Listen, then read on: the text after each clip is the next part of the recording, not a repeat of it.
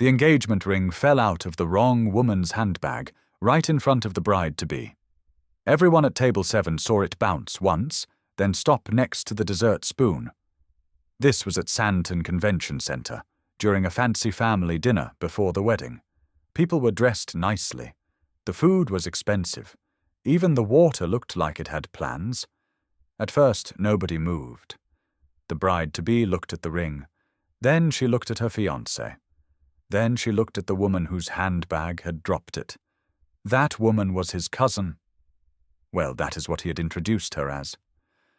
The fiancé laughed quickly and said, No, that ring is not mine." But shame. He said it with the voice of someone already packing his bags in his mind.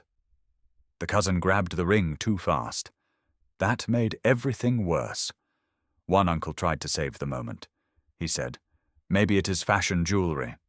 But the ring box also fell out of the handbag, and the name of a real jewelry shop was printed inside. Now the table went quiet properly.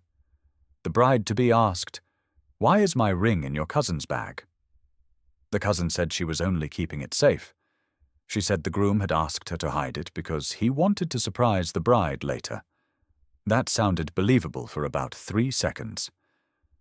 Then the waiter walked past and said, "Madam, your photographer is waiting outside." Everyone froze again. We all thought the cousin was secretly engaged to the same man. Even the groom's mother closed her eyes like she was asking God for early transport. But then someone near the entrance started clapping slowly. Everyone turned.